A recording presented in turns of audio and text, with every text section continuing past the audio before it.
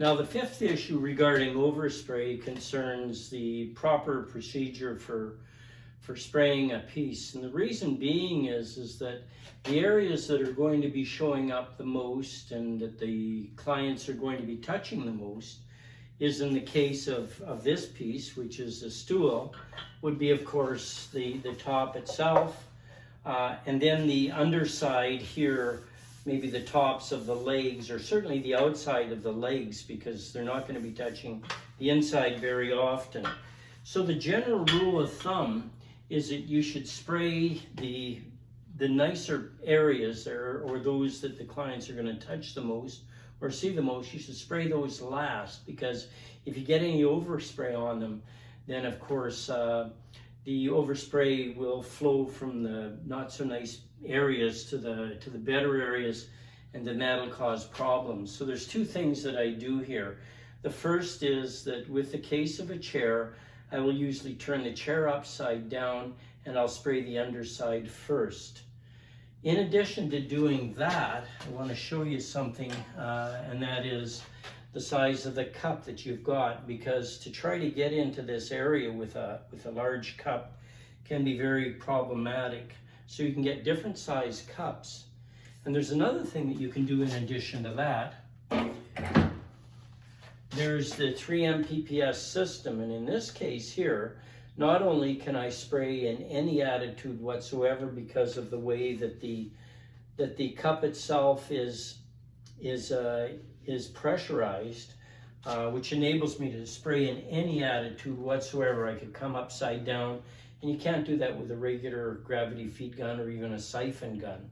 So what I do in this case here is I have not only a smaller cup, but this is a 3M PPS system. And this allows me to go and get in and spray quite easily between the rungs without running into any problems.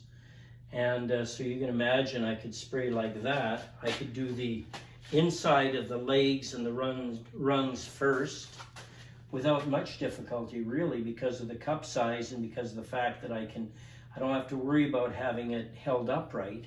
And I could also spray the underside here on the inside of the framing of the chair, and I can even do the underside of the chair as I so desire. So I would do the inside of the legs and the stretchers first. I would do all that, and once I've done that, then I'm going to go and spray the outside of them, and I'm going to start at the bottom of the chair and I'm going to work my way to the very top.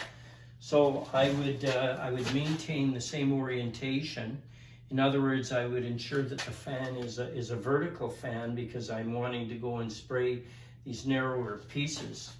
And so I'll just start right at the top, and I would come down and spray that base, and then I do across this rung. I might spray across that rung again just to make sure the inside's wet enough. And then I'm going to rotate the piece so that I've got the airflow flowing in the correct direction. And I'm going to start at the top, and I'm going to spray my way down. And again, you're trying to maintain the same distance throughout so that you have a consistent amount of finish on everything. But I'm really not concerned about the overspray getting onto the inside of the legs as much as I am making sure that there's no overspray on the outside of the legs. So I'm doing the outside of the legs first.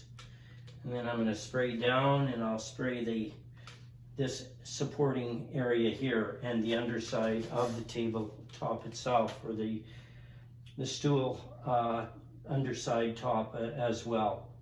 After I've done that, then I'm going to be able to go and pick up the piece without getting my fingers under it and without getting my fingers into the damp finish, and I'll just set it off the side to dry. Now, once it's dried, what I'm going to do is I'll put some nails or some screws. I'll get some 3 or perhaps 4-inch long screws, and I'll put them in the underside of each of the legs themselves. And let's assume this is now all dry. And then I'd set the stool back on the table that I'm going to be spraying it on. And again, I don't want to have the table area larger than the piece itself, so I would use this particular one. In that case, this is pretty close to what I'm requiring. I'd set it in a position, And then I would take my piece and I would set it on there. Now this is going to be a little tough.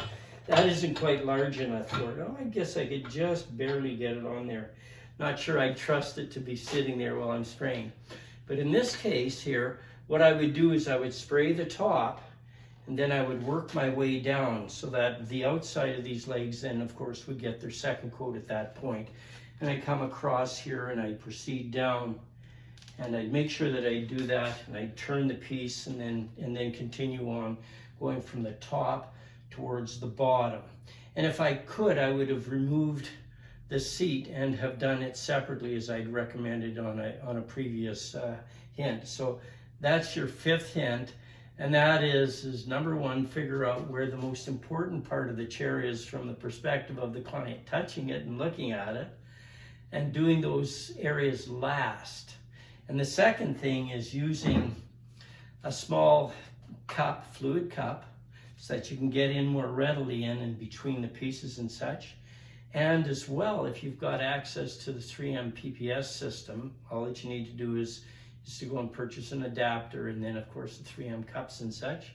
And then you're off to the races, because you can spray upside down, sideways, or any attitude whatsoever.